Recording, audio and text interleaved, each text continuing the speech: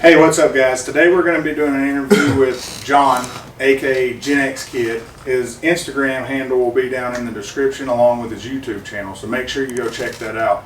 He's got a lot of interesting stories, and he's one of the people that I've been talking about.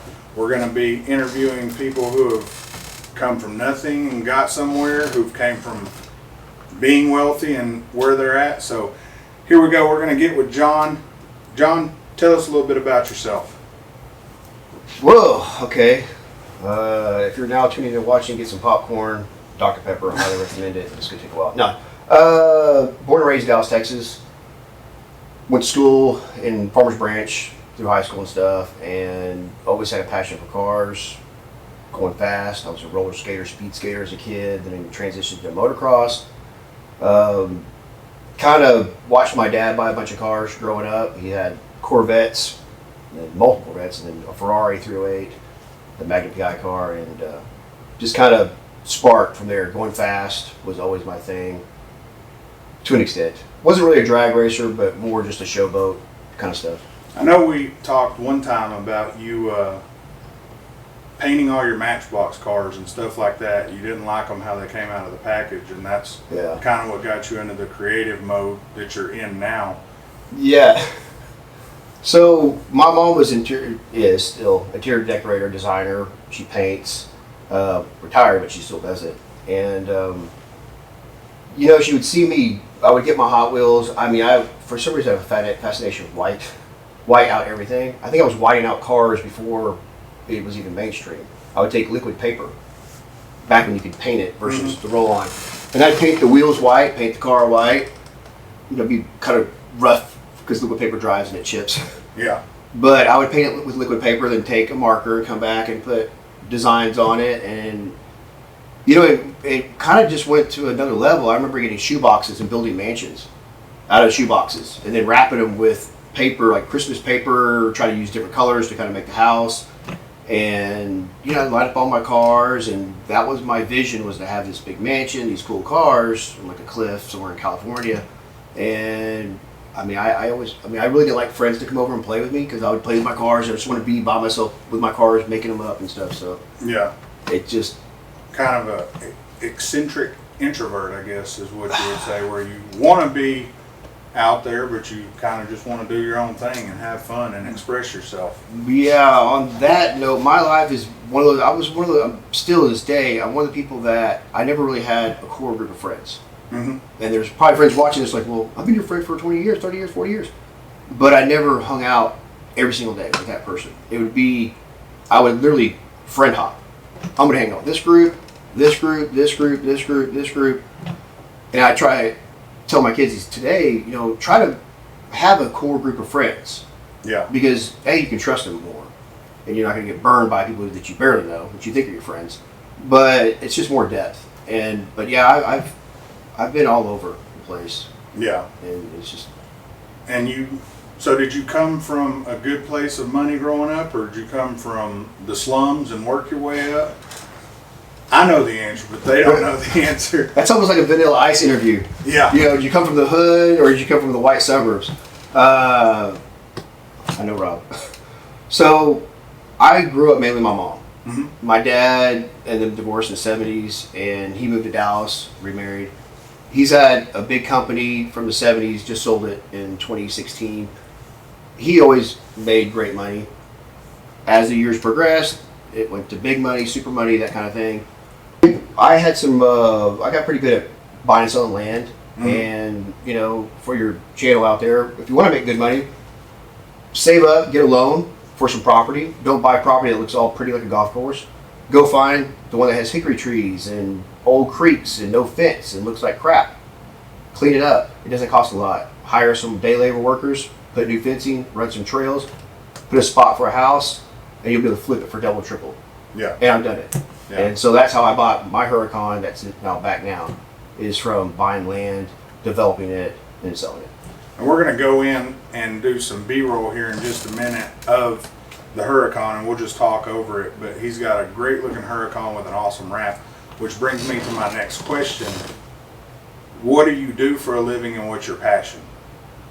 So currently I am a self-proclaimed designer. uneducated designer. I didn't go to school for it. I went to school for business. My mom, going back on the Hot Wheel thing, always told me, I used to love to draw.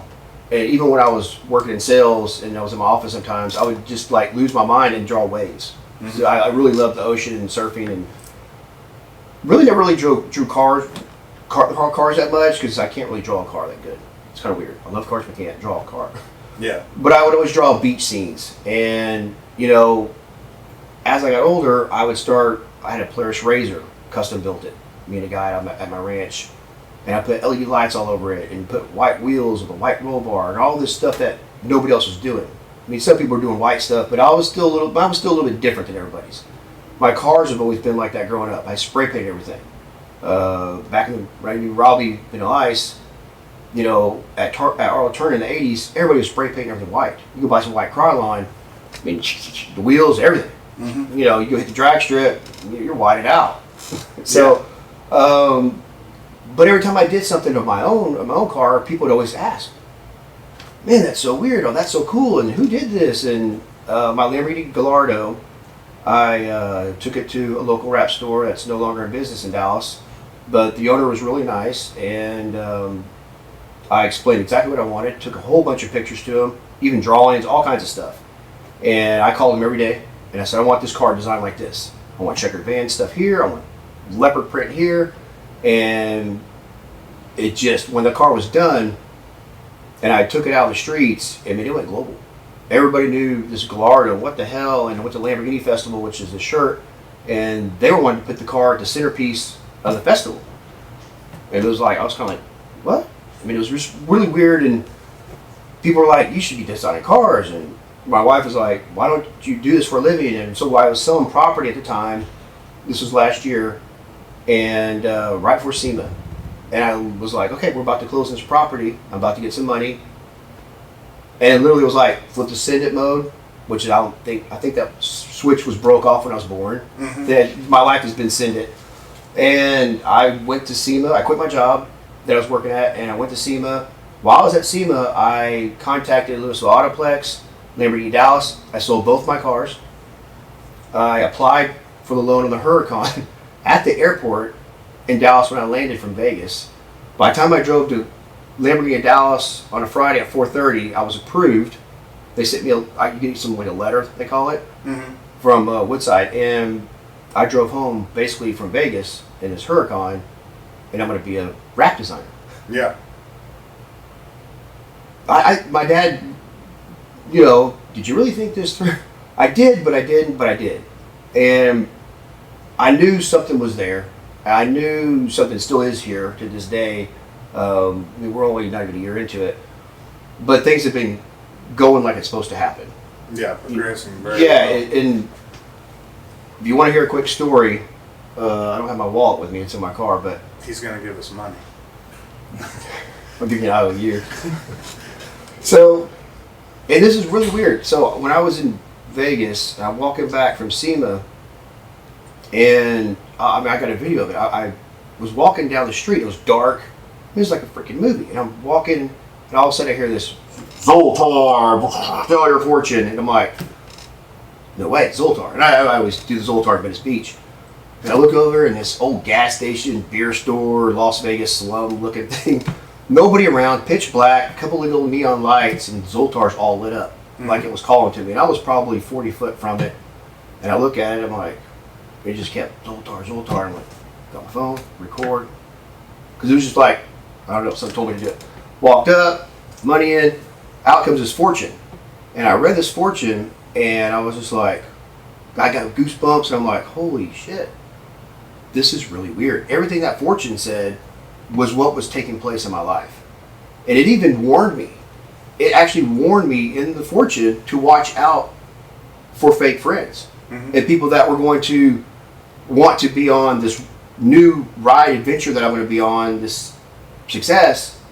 And it's weird because I've had people since I've been in this business look at me, tell me, yeah, and then it's my back's turned and it's get the knife out. Let's go after what we can get. Yeah. So I put that fortune in my wallet, and it's just a little bit of a reminder of stay on the course, stay on the path. You know, even when it's slow here in the store, that this isn't over. We're just beginning. But, you know, I'm trying to fast track myself into the industry by doing the kind of style of designs I like, which is more 80s, early 90s, wild stuff. I think a lot of designers out there do great work, and I respect all those guys, and I've contacted a lot of them. But for me, it's about doing my style and what makes the Gen X kid character. Yeah. You know? And that's the thing too. Automobiles, the paints, the style, stuff like that. If you've been in it long enough, which you've been in a long time, you notice it's like clothes.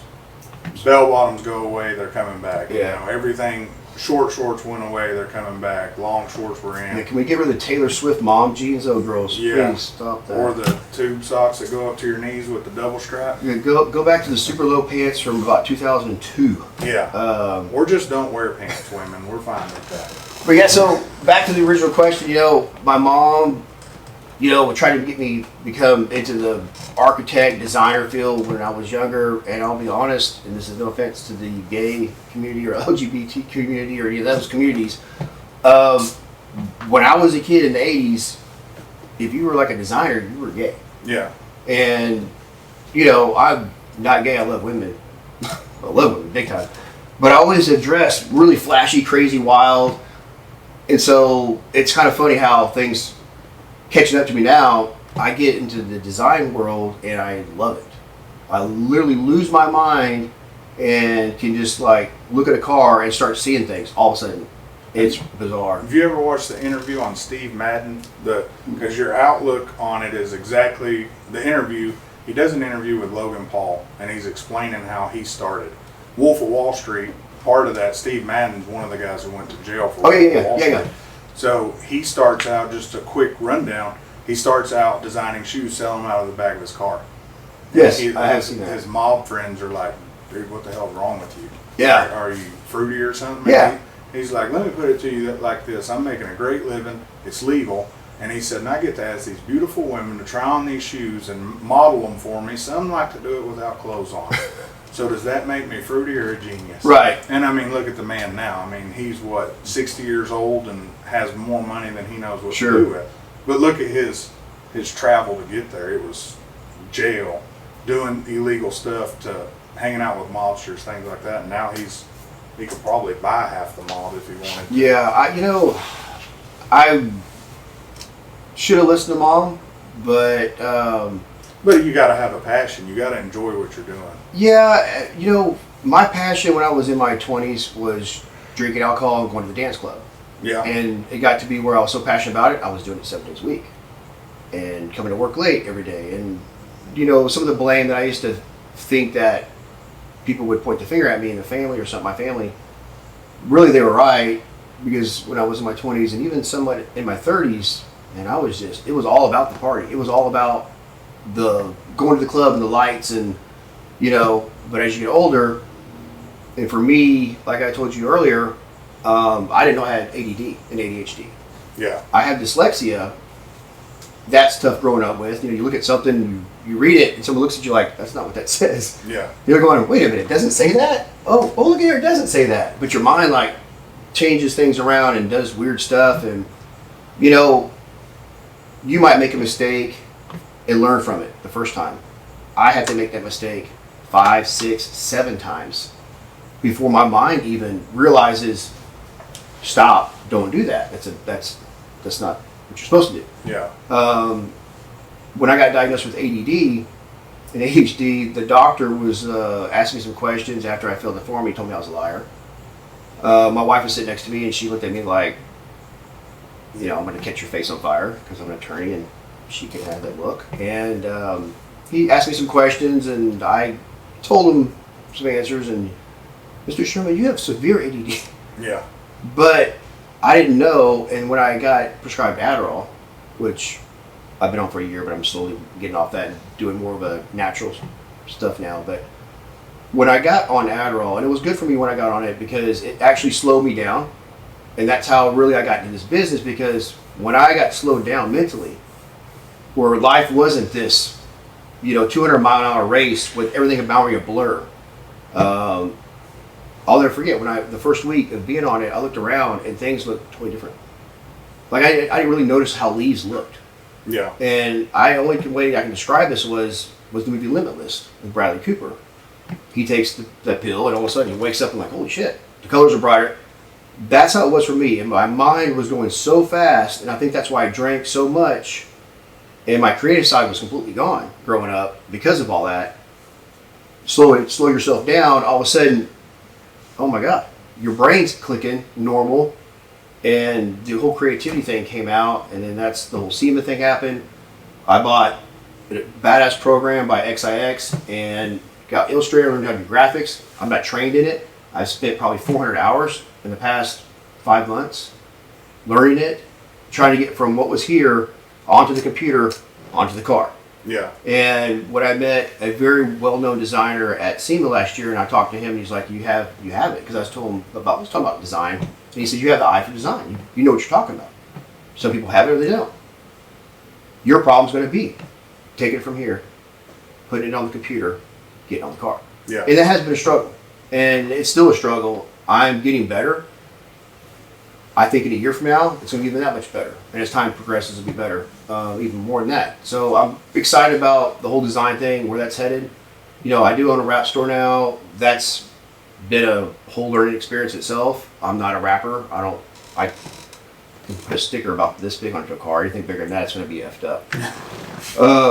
But I do try to hire, the best in the business, either to work here full time or to come here when I have special cars. But yeah, that's what we're doing here, and design, tinted windows, and the typical light custom stuff. Yeah. On the side note of the ADD and ADHD, have you done your research and realized that many artists and designers and rock stars, rappers, they all had that growing up. They were picked on for not being smart in school, doing this, and come to find out they had ADD, they had dyslexia, they had all this other stuff. And some of the stuff they figured out, like Van Gogh, Picasso, stuff like that, you could flip some of their old art, and they're like, we've been looking at it upside down for all these years. Yeah, my mom, was her birthday yesterday. Happy birthday, Mom. She turned 80, and we talked for about an hour. We don't talk a whole I don't talk to my family a whole lot. It's not that I don't love my family. It's just, I'm just busy. Yeah. But we had a good conversation, and, she was asking me about the store, and wants to come by, and she was like, you've always had it. I've told you about it throughout the years. You don't want to listen. Here you are doing it. I'm proud of you. And, when your parents say they're proud of you, it's a cool thing. Yeah. But I didn't know how to get there without being slowed down. Yeah. And now that I'm slowed down, it's like, you just want to push the gas pedal and let's rock this out. But, yeah, for me, it's been a wild road. And some of you people don't realize, John, how old are you? 50. 50 years old. So that's why I got sunglasses on. You can't see how old I am. Well, it just goes to show a lot of people give up on their dreams. I've had friends, in their mid 40s, mid 30s, hitting 40. I'm too old, or what if, or I should have done this, and it's like, you don't have to stop what ifs and all that. Yeah. You can still go. Yeah. KFC. I don't know if you've ever read that. KFC wasn't started till he tried to commit suicide. Really? At an old age, and started selling chicken door to door like a vacuum. Wow. That's a very inspirational story. If you ever go look up the founder, Colonel Sanders, how that started, it's like, oh my God. But he was, I want to say 60, 65 years old before he started KFC. So it's like, you don't have to give up at 25, 30, 35. Your dreams are your dreams. It's up to you to live them. There's a friend from high school of mine, and she used to call me Peter Pan. You're Peter Pan. I'm like, what do you mean? She goes, you don't grow up. You stay looking the same. I've aged, I think, more in the last couple of years, just from some stress and some bad things I had to deal with in the car industry. But inside mentally, I look at people my age, and I'm like, when I'm around sometimes people my age, I'm like, God, they seem really old. So it's easy for me to hang out with younger people because I think my mentality, not purposely, but that's where I am. It's like I'm minus 20 or some weird deal. Well, you just want to have fun in life. Life, that's what it's about. The movie Arthur, I've watched that 1,000 times as a kid. And it was more of an adult movie. But Arthur would drink, and he had this mansion, and, Hobbs or whatever the butler guy. Yeah. And he drove his, Mercedes or Bentley around Beverly Hills and drunk. And I just thought Arthur was the coolest damn person. Yeah, and what is it? They say you only have one life, so you got to live that one life to its full potential. Yeah. You know. Oh, I've done quite that and then some. But that's what it's about, you know. You've had the struggles. Your family had some money, but they didn't just say, "Here you go. Yeah. Here's you a stack of cash. Hope you do well with it." There wasn't a weekly paycheck. Yeah, you know, and there's still not. You're out there earning your own living, and that's part of why we're doing this series. And here in just a second, I want to get into what you see yourself doing in the future here with cars, things like that. Because dude, there's so much like I've told stories to even some of these employees. And I've told other people are like, dude, you should just go with your quarters and just do the recorded thing when you write a book. Yeah. I mean, because there's a lot of There's stories. a lot to learn. Oh, there's a lot of stories. There's a lot of stuff that I wouldn't want to disclose. Yeah. Just stupidity. No murder, but just stupidity. So, what are your future plans? So in this series documentary type deal I'm doing, I want to show the world how exotic car and supercar owners are. And the last one I interviewed, he's one of the come up to the gas station and talk to me guy. And you know as well as I do, I like to talk to people, you like to talk to people. But there are those times where you're at the gas station, you're actually running late and you're not trying to be a prick. And you do the gas and go where you put $15 in your exotic car and you're like, I got to get the hell out of here. Yeah. Head down, don't talk to them. But for the most part, I like to talk to people because I want to see younger generations become enthusiasts like we were or we are. What are your thoughts? So, I've been in the exotic car scene for 2.5 years with the Gallardo, and now the Huracan. And for me, I don't like the notoriety some of these guys like. And I'm not trying to talk bad about anybody. But some people, I think, take their supercar and they put it in situations for certain glory. I just like having fun. Yeah. And when I see people and they come up to me, I'm an open book. I like to be very, hey, what's up? How you doing? Yeah, I don't like being the snobby guy or being labeled as, oh, he's just some real rich guy with his Lambo. He thinks he's hot shit. Because you see some guys walking out of the car and they're strutting and, look at me. That's not me at all. Yeah. That's not me at all. I mean, I have done some branding for Ultra Hot, which is a surf company from the 80s, and I have little Ultra Hot stickers I keep in my car, and I'm passing out to kids all the time. I'll stop. When kids are like eyeballing my car, and if I can get to them, I'll be like, hey, come on over here, I'll stop my car. If I did one time in front of the grocery store, and the parents were like, what's this guy doing? And I roll my window down and I say, no, y'all come here. And I probably thought I was some creep. But I got stickers, They're all like, oh, stickers. Yeah. You're not trying to give us something weird. You can do that in a Lambo. Don't try to white. No, if you're in a white, you might get trouble. So, but it's you're interacting. You're not just some labeled rich guy with a cool car. I mean, I'm a little jack. I tell people it's a car.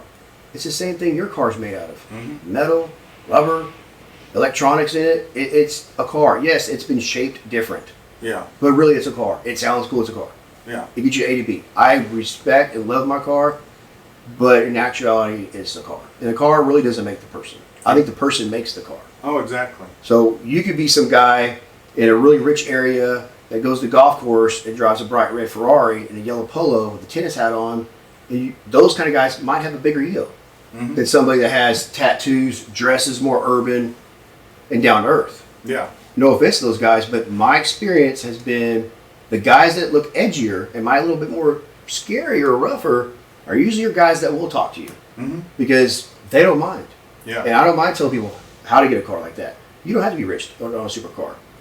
Good credit, buy expensive things when you can, pay off your debt. Banks see that. Oh, this guy could pay that payment. You can finance a supercar for 12 years. A lot of people don't know that. I've told that story to a lot of people. And you can do that for 12 years? Yeah. Take $200,000, take 20% off, divide that by 12. That's your car payment. Yeah. It's a lot more affordable than people think. You can go buy a ski boat for $150,000 and you can buy a supercar. Yeah. It's I tell people all the time my cheapest car right now is, if you do insurance and everything month to month, is my 720S. Now before that, the Lamborghini Huracan, I believe it was one of my cheapest cars, and it's because of the ability to finance. And part of the things we're going to do in this series, I'm going to go sit down with a president of a bank and let him explain the do's, don'ts, and ways to get to the supercar. Because, you know, they think I'm born into money or you're born into money. I mean, I'm a plumber who was raised in a trailer park, and then... But here's the thing. You could have, so you can be, let's say you come out with a rap video, a rap song, you're a nobody. 1 year later, you're worth millions. Mm-hmm. But you don't want to pay for a supercar straight up. You don't want to, who wants to drop $250,000 on a car? Yeah, you're still I've paid for a car before in full. Mm-hmm. And that's the dumbest thing you can do. Dumbest thing. Keep your liquid in the bank. Yep. And I paid for a pickup truck like that. But most celebrities don't want to go pay for a car. But they can't finance it because they never bought anything. They never got to those tiers. So now they're having to wage their income and kind of show or get a co-signer from a producer, you know, someone that high up executive, because the bank's not going to give them, hey, we're not going to loan you that. You never even paid for anything in your life. Mm-hmm. Now you're rich, you're going to have to pay for that thing. Yep.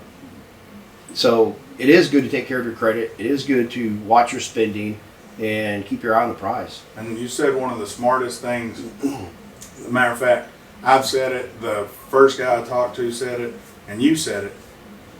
Don't spend all your money on your cars or silly stuff. Make your money work for you. Invest in it. If you have $20,000 and they ask for $5,000, put down the $5,000 they asked for. Yeah. Finance the rest. Take the $15,000 you were going to put into something. Just don't put it into wheels, wings, carbon fiber, body. Because I've done that part too. Yeah. You're like, you know, I got 20 grand. Excuse me.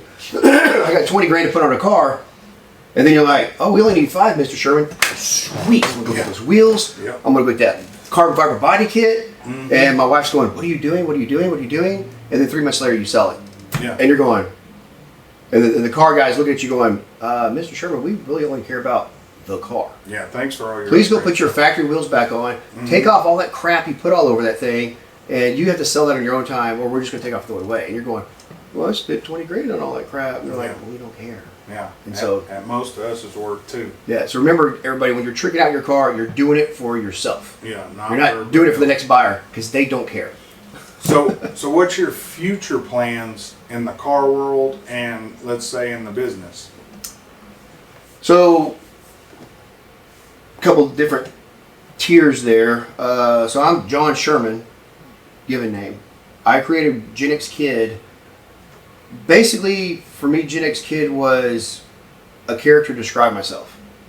Because I've always kind of referenced Gen X.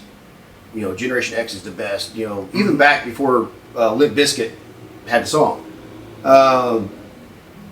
So when I was trying to figure out a, social media name, because I was like, I need a name, a street name. John Sherman just sounds lame. And I was like, what? Wait a minute, I've been calling myself Gen X Kid for a year. Gen X Kid. Mm-hmm. So for the Gen X Kid character, he's a character. He's a spinoff of my personality, probably the more wild side. When I'm in my Lambo, I have to be Gen X Kid. Yeah. I know if I don't feel like being Gen X Kid, like you were talking about the gas station thing, I don't drive my car. Yeah. Because if I can't get in my car, smile, and if somebody rolls, there's been times where people right next to me, sure it's happened to you, and you don't know if they're trying to kill you, shoot you, fight you, mm-hmm.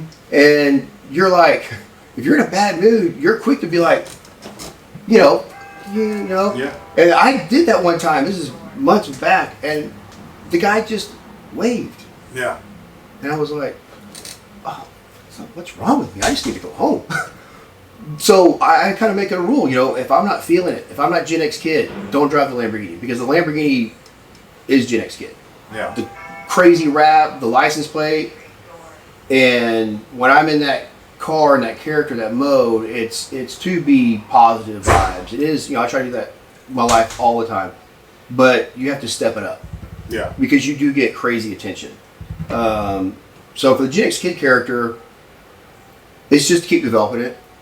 I think there's a lot of fun with that. I've done some hospital stuff with kids. I've done some other charity work with my cars. Just keep doing stuff like that. I don't really get the phone calls where, hey, you know, can you come over to my kid's house and say hi? I try to say, just go to a car meet. Yeah. I rather do special things for people that need special things done, like your last wish type thing. I actually did that for a guy. And it wasn't for myself. It was to share my car with somebody that didn't have that luxury. So with the Gen X Kid character, keep doing that. Keep doing fun stuff. Kind of break into YouTube a little bit more. Do some fun videos. Just meet a lot of people. As far as rap creations, my goal with the store was to be a designer. Design cars for everybody in the world. Mm-hmm. A little hard to do that when everybody in the world doesn't know you design cars. And I'm not at certain levels as other designers. And so for me, I had to make a living and wrapping cars and getting kind of in that industry of tinted windows and all that stuff. I think this is going to be a lot of fun. I've been open a month, made some money, not bragging about nothing. There's slow days, there's days I don't have any business, but I'm getting business. And people are inquiring with me. There's people from Hollywood that are interested in me and other big markets. And it's cool, so I'm not, it's one of those things where you're like, stay humble, be yourself, and see where it goes. Yeah. But, for the younger fan out there, you have to be consistent. If you take a week off from your goal, you're not going to get there. Yeah. You have to be consistent with your goals. I have daily goals, short term, but then I have the big picture. This, to me, Rap Creations is not my big picture. This is a stepping stone to another. And that's how I kind of view where I'm at. I wouldn't mind a Rap Creations Orange County in California, because that's where I'm planning on moving here in a few years. Love it out there.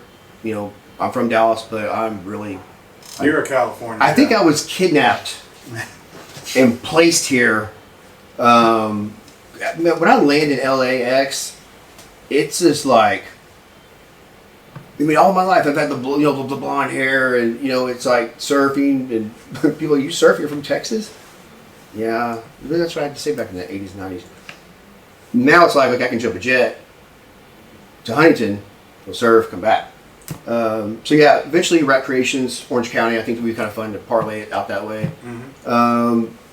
Ultimate goal, break into the movie industry for designing cars. Not to be an actor. Unless, I don't think I can act. Yeah, they could probably make a movie about me, but no. But I think it'd be kind of cool. Maybe to try breaking in and design some cool cars. Yeah. You see these movies where these wild cars are, or Mad Max type stuff, and even like the Fast and Furious series in the early days when they had all the raps and stuff. So getting to doing some of that would be really fun for me. I think that'd be really rewarding. But just to be a rap store owner for the rest of my life, no.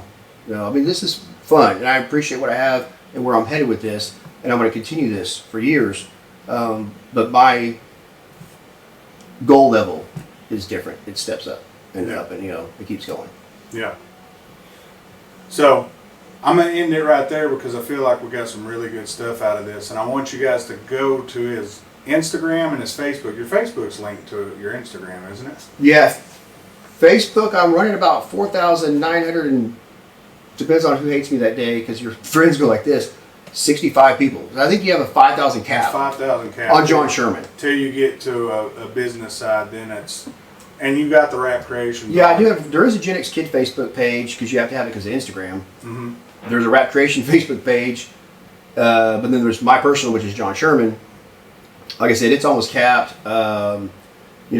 I probably do more of my fun stuff Instagram. Yeah, he has a lot of very entertaining Instagram. If you go to my profile, the little saved videos, if you watch any of the Throwback Thursday, you'll see kind of where my mind can be sometimes. It's a little fun. Freaky Friday. I missed Thursday yesterday. I thought, maybe I should do some Freaky Fridays.